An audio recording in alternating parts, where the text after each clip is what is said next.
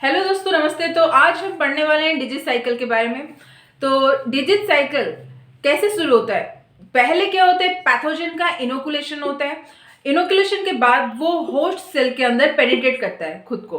तो वो पेनिट्रेशन होने के बाद वो धीरे धीरे होस्ट की बॉडी में इन्फेक्शन करना शुरू करता है। तो जैसे वो इन्फेक्ट हो जाता है होस्ट सेल, तो हम उस पर डिजीज का जो है सारे देखने को मिलते हैं, उसके पास डिजीज होने के कारण देखने को मिलते हैं। तो डिजीज होने के बाद धीरे धीरे उसके अंदर होस्ट सेल के बॉडी के अंदर पैथोजन का रिप्रोडक्शन होता है। फिर उसके बाद वो डिस्पर्सल होता है। वो पैथोजन के जो है वो होस्ट सेल के बॉडी में सर्वाइवल करता है और फिर से इनोकुलेशन होता है, पेनिट्रेशन होता है, इन्फेक्शन, डिजीज, वही रिपीट होता है वो डिजीज साइकिल। तो यही जो इनोकुलेशन से लेके शुरू होके फिर से इनोकुलेशन तक जो आता है सफर, उसी को बोलते हैं हम डिजीज साइकिल।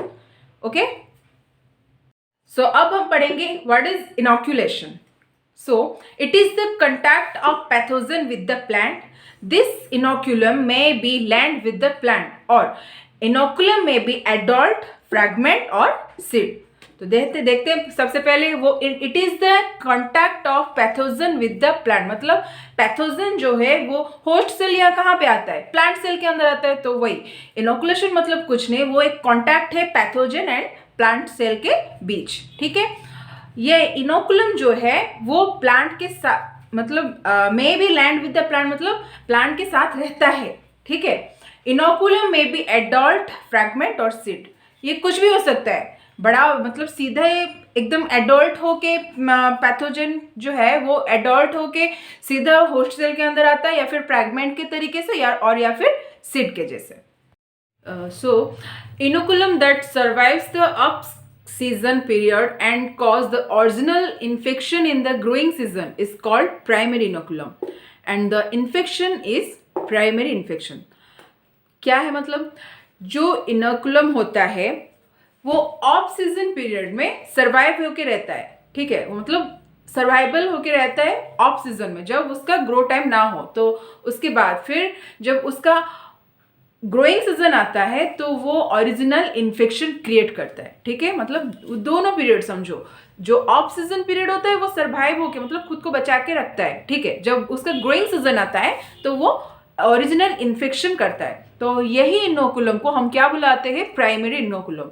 और जो इन्फेक्शन होता है उसे हम बोलते हैं primary infection. Okay, then the inoculum produced from this primary infection that spreads the disease in the field of favorable condition is called the secondary inoculum.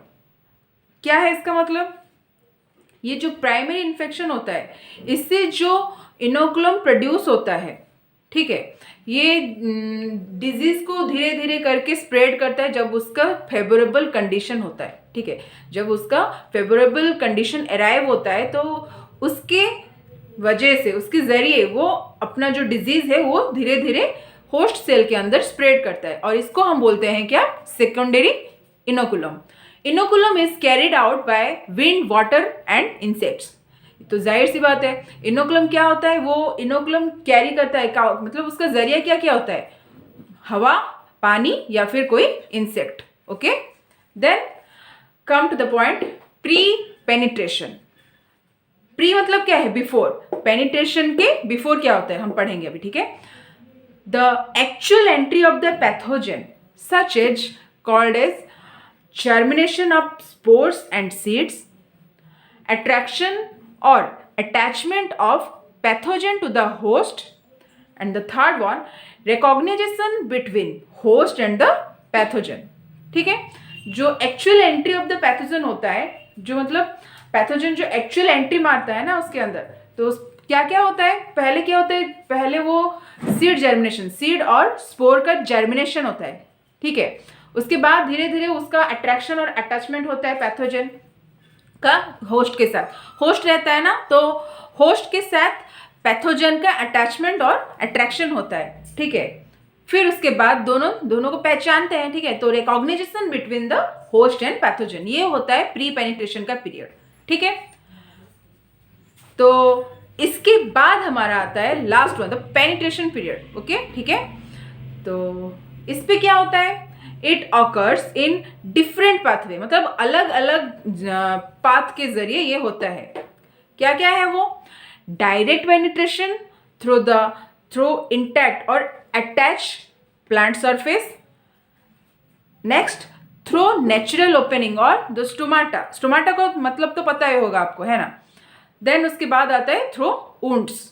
Okay, मतलब क्या है, मतलब पहले वाला होता है डायरेक्ट पेनिट्रेशन, जो मतलब प्लांट सरफेस के जाके मतलब एकदम से अटैच हो जाता है, इसको हम बोलते हैं डायरेक्ट पेनिट्रेशन. ओके, उसके बाद आता है हमारा जो लीफ में स्टोमाटा होता है, उसके जरिए वो एंट्री लेता है, उसको बोलते हैं थ्रू नेचुरल ओपनिंग और स्टोमाटा. देन वुंड्स, कभी कभी हम देखते हैं कि हमें भी दिखता है कि कभी कभी लीफ या कोई भी प्लांट सरफेस पे कोई छोटा मोटा वुंड होता है, उसके जरिए भी ये जो पैथोजन है वो होस्ट सेल के अंदर एंट्री ले सकता है. ओके, हाँ, तो पेनिट्रेशन के बाद का प्रोसेस क्या है, वो है infection. Okay, so in this process the pathogen establish contact with host cell or tissue and gets nutrition from them, and this stage is also include the invasion and some extend growth and reproduction of the pathogen.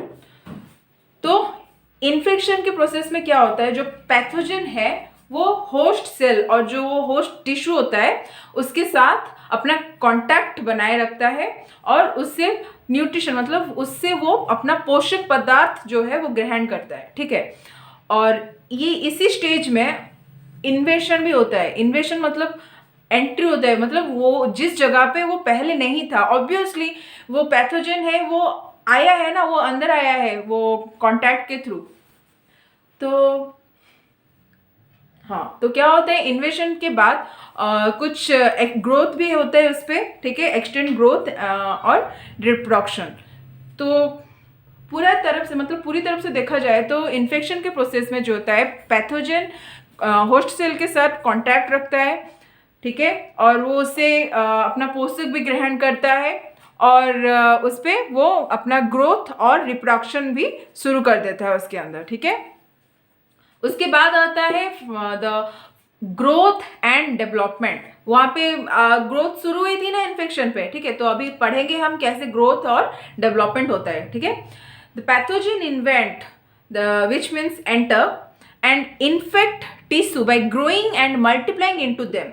In this way they colonize and infect more areas to attack the plant. Okay, so जो pathogen होता है वो धीरे धीरे enter करता है किस पे, होस्ट सेल के अंदर, और वो इन्फेक्ट करता है टिश्यू को. कैसे इन्फेक्ट करता है, ग्रो होता है. कैसे ग्रो होता है, रिप्रोडक्शन, मतलब रिप्रोडक्शन के थ्रू वो थोड़ा होके ग्रो होता है, और ग्रो होने के बाद वो धीरे धीरे खुद को मल्टीप्लाई करता है और इसी तरह से वो कॉलोनाइज होता है, कॉलोनी फॉर्मेशन करता है, मतलब ग्रुप फॉर्मेशन करता है. ठीक है, और बहुत एरिया को वो प्लांट जो जिस प्लांट पे वो अटैक किया है ना, तो वो प्लांट का बहुत सारे एरिया को वो इन्फेक्ट कर लेता है.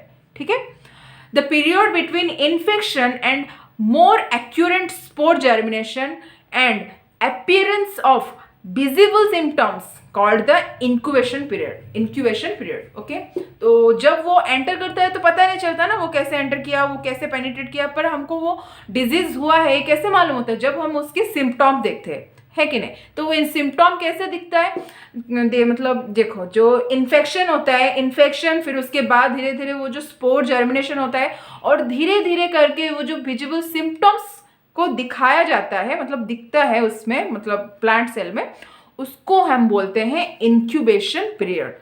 That means the full life cycle of the pathogen. So this period includes the full life cycle of the pathogen.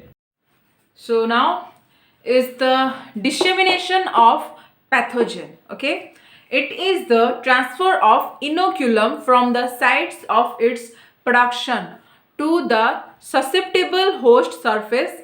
Some pathogen disperse in active manner.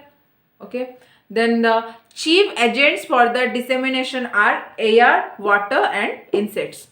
So हमने अभी पढ़ा कि ग्रोथ एंड रिप्रोडक्शन कैसे होता है, तो अब हम पढ़ेंगे कि ये डिसेमिनेशन कैसे होता है वो पैथोजन का. ठीक है, तो ये कुछ नहीं है, डिसेमिनेशन मतलब इनोकुलम का ट्रांसफर होता है. इनोकुलम को पता ही तो होगा ना, इनोकुलम मतलब क्या है, पैथोजन और होस्ट सेल के अंदर जो बीच में जो कांटेक्ट होता है उसको हम बोलते हैं इनोकुलम, ठीक है, इनोकुलेशन, और इससे जो फॉर्मेशन होता है उसको हम बोलते हैं इनोकुलम। ओके, तो इस पेज में इनोकुलम का ट्रांसफर होता है कहाँ से, जहाँ से ये प्रोडक्ट हुआ है, the sites of its production, जहाँ से ये प्रोडक्ट हुआ है, और कहाँ तक जाता है जहाँ पे पैथोजन डिस्पर्स हो सके, ठीक है, डिस्पर्स मतलब बाहर जा सके, ठीक है, susceptible host surface of pathogen disperse in active manner. Okay, the chief agents for the dissemination are, तो डिसेमिनेशन का चीफ एजेंट्स क्या क्या है, हवा, पानी और इंसेक्ट।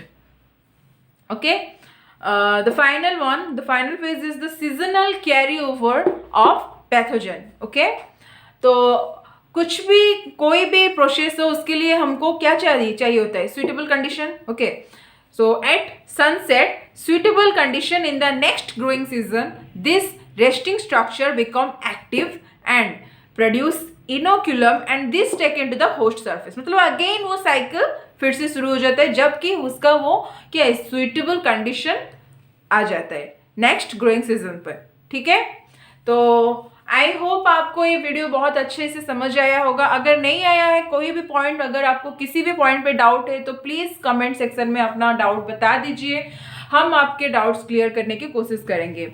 और आपने तो इस चैनल को हमारे सब्सक्राइब ही कर लिया होगा ना, नाम तो पता ही होगा आपको, कंसेप्चुअलाइज स्टडी, तो प्लीज़ सब्सक्राइब कर दीजिए और लाइक एंड शेयर करना मत भूलना। Okay, thank you.